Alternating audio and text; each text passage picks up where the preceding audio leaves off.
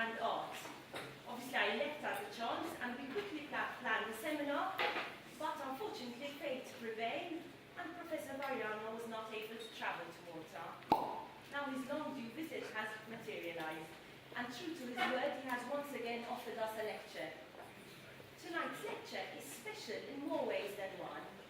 Not only are we delighted to welcome such a distinguished academic speaking about a fascinating topic that interests us all, but we have, through the kindness of sponsors, been able to offer you a glass of Marsovine wine of the excellent 1919 range, made from grapes grown in Malta. And after the lecture, you will be able to sample food which has been prepared by the acclaimed food writer and researcher, Matti Cremona. In preparing these dishes, Matti has stuck to the theme of food history and used ancient recipes dug up from archives. As you know, Palazzo Falson is not a for-profit organization. We strive to organize a number of activities and lectures which are, as far as we can manage it, completely free of charge, just like tonight's event. I think you will forgive us if we slip in a word or two to promote our services, which help to make the museum sustainable. The images you have just been seeing are of the museum's rooftop cafe, of Palazzo Falson at night, and of this very same Palazzo Santa Sofia, with a dinner party setting. We do rent out the museum spaces for exclusive gatherings, such as private evening tours of the museum, dinner parties, book launches. If you are interested in making use of these services, please inquire with one of the Palazzo Falson team who are here tonight, or just drop us an email. You can also become a friend of the museum for a minimal fee, which is more than compensated by the list of benefits that you will be entitled to. There are some application forms at the back. Now a few words about our distinguished speaker. John Varriano is Professor Emeritus of Art History at Mount Holyoke College in South Hadley, Massachusetts. After receiving his Ph.D. from the University of Michigan, he has written 5 books and more than 50 articles on subjects that range from architecture, Baroque Italy, to the literary myths of Rome, the realism of Caravaggio, and the history of gastronomy. His talk is derived from his most recent publications, Taste and Temptations, Food and Art in Renaissance Italy, which was published in 2009, and Wine, A Cultural History, which was published a year later, in 2010. Now I pass the word to you, John.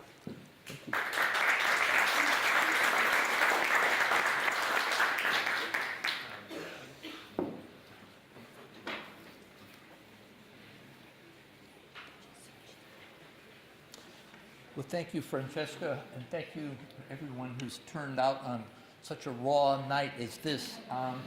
Where I come from, this isn't really so bad.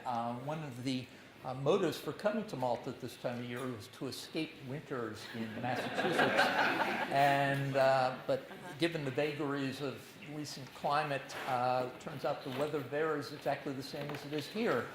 But I'm much happier to be here in this room. I don't think I've ever been in a room this old before to give a talk.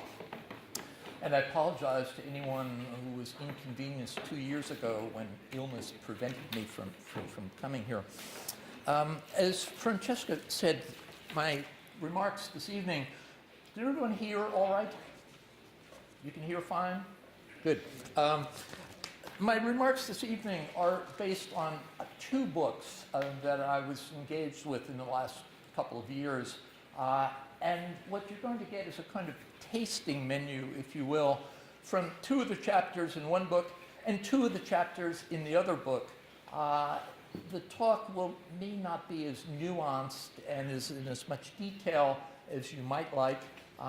It could have been 4 talks, which I'm happy to give, but it's one talk which will try to do all the things that was listed on the handout. Did everyone receive a copy of the handout? It's a very coy title. I apologize for the coyness of the title. We can do some more serious things than this.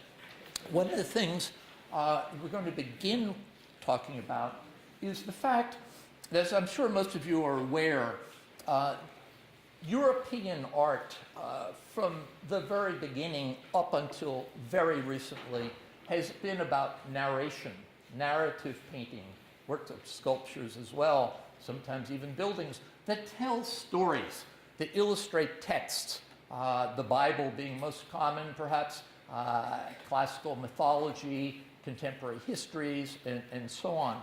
But I've always been intrigued with the fact that in looking at European art over the last 600 or 700 years, there often seems to be a little disingenuity that's visible between what the subject of a work might be, what it would appear if you only read the museum label, which I never recommend doing, before you look at the picture, a little conflict between what the label says, what the painting purportedly represents, and what the artist's intention was. That content in works of art is not always the same thing as subject matter, and often artists can be quite self-indulgent in doing things within a text that satisfies the needs of the text, but often you suspect might just be a pretext for doing what the painter really wants to do anyway. And we could go on and on about that at great length. But since the subject initially tonight is love, most of which you're probably familiar, love and sacred art, so much of sacred art is about devotion and devotional love, we're going to talk more about profane art, and particularly what appears at the margins of profane art from the Renaissance through the 17th century. That's mainly what our itinerary will be. This will not be any kind of introduction to the history of art. If you haven't had an introduction to the history of art, I don't think this talk will probably be of a lot of use to you in learning about it, because we're going to be looking at the margins, even with a picture like this, with a grand scheme painted on the ceiling of the Villa Chigi in Rome, which is now, of course, known as the Farnesina, after it was taken over by the Farnese family. It was originally commissioned by the wealthiest man in Rome, Agostino Chigi, and decorated by Raphael and some of his assistants. You see the main ceiling in the Sala de Siche and the Farnesina that shows the loves of the gods and so forth. Another kind of somewhat frolicsome, maybe even frivolous scene, classical antiquity, made palatable and made as agreeable as possible. If you look, however, in the margins of this picture, where that red circle is located, you see there's some other things going on. Around the two main scenes is a great garland that surrounds it. Then there are other elements of decoration around it. And if you look more closely at what's inside that circle, you might be a little surprised. And this is where my talk begins this evening. There is a strong undercurrent of eroticism that runs through Italian Renaissance art, particularly in Rome. If you were going to take notes on any of this, you'd underline the word Rome. Rome is the most male of European cities, always has been, probably always will be, and quite a bit of witty play in the visual arts and in poetry plays on the elusive properties of fruits and vegetables. Now, you see in that detail, what you think you see is in fact what you really see. And if we need an exegesis on this to confirm what it is we think we're seeing, 50 years after the painting was unveiled, Giorgio Vasari, the great biographer of Italian Renaissance painters, sculptors, and architects, wrote the following. Above the flying figure of Mercury, he fashioned a Priapus from a gourd and 2 eggplants for testicles, while nearby he painted a cluster of large figs, one of which, overripe and bursting open, is penetrated by the gourd. But why say more?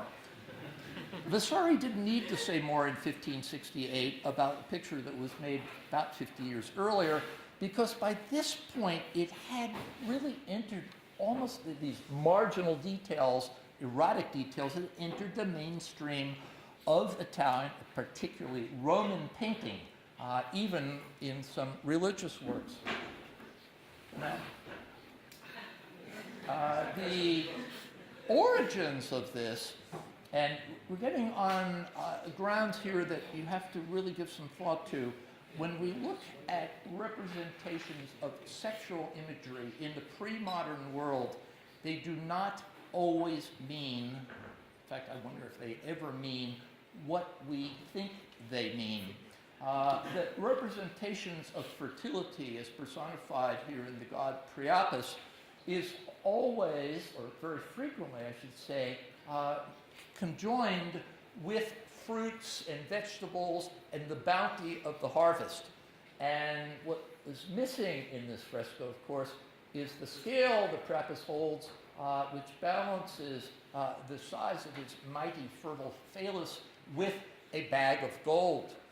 Now, this is a fertility emblem. This should not be misunderstood as an erotic play. There is erotic play in Pompeian frescoes, but this is not it. This is something that has a more different kind of purpose. And this is a point of departure, perhaps, in the Renaissance. And when we begin to look at this kind of imagery that appears during the Roman Renaissance, we find it perhaps first appearing in literature before it appears in the visual arts. And we see that there's confraternities of artists. One of the most famous is the Accademia dei Vignuoli, the Academy of Vintners. And they would get together, usually during the harvest season, all male artists, of course, and they would eat and drink a great deal, and they would give names to one another, which always had erotic overtones. So it was Senior Radish, Senior Carrot, Senior Cardoon, things of that kind. And then they wrote these bawdy poems, and usually they're hymns to a particular fruit, which the peach was one of the favorite fruits to discuss. There are other fruits too. So Francesco Berni, in his Ode to the Peach, writes, "O fruit blessed above all others, good before, in the middle, and after the meal, but perfect behind."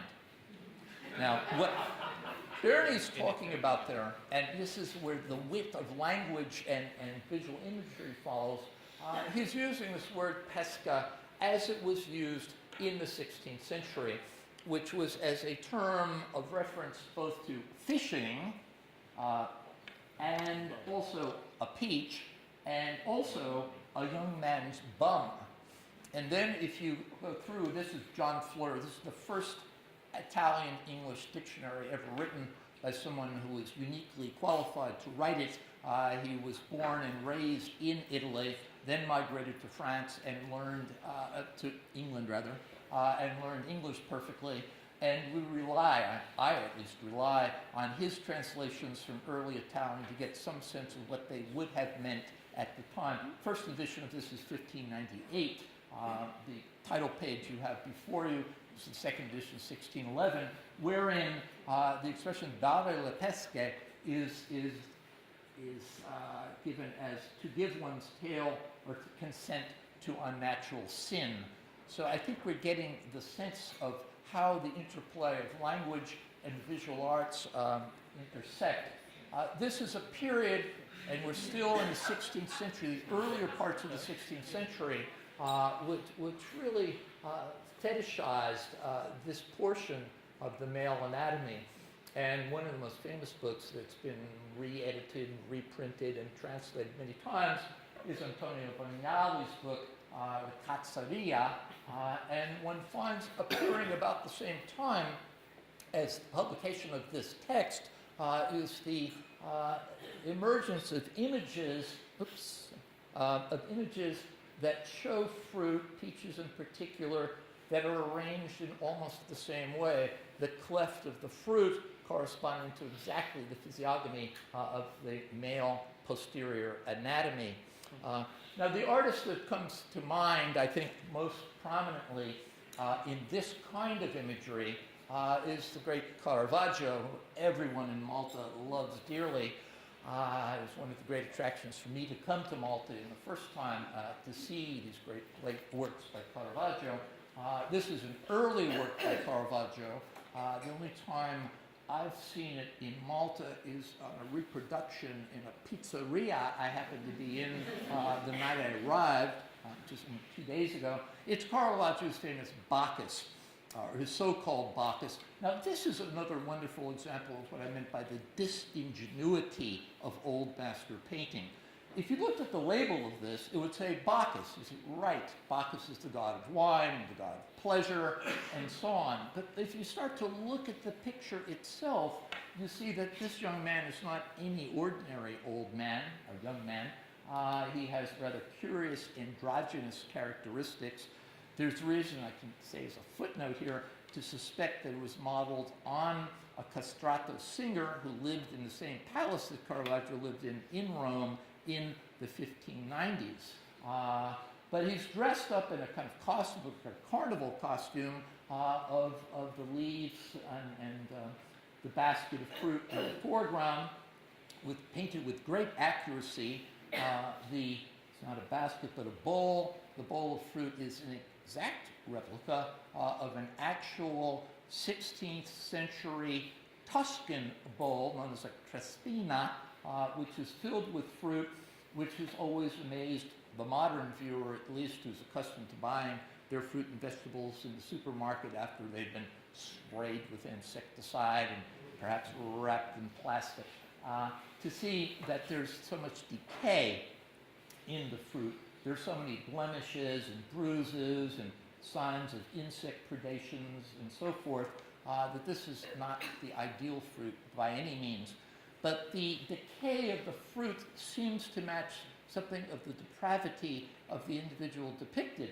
And as he's looking right out at you, with his left hand, he's offering you a glass of wine, while with his right hand, he's unfastening the sash around his waist. This is clearly for more an invitation to a wine tasting. There's something deeply erotic about this. The picture has been, in our lifetime, interpreted in a homoerotic way, but there have been subsequent discussions of just exactly who the audience was for this picture, or even who the audience still is for this picture. This is in Rome.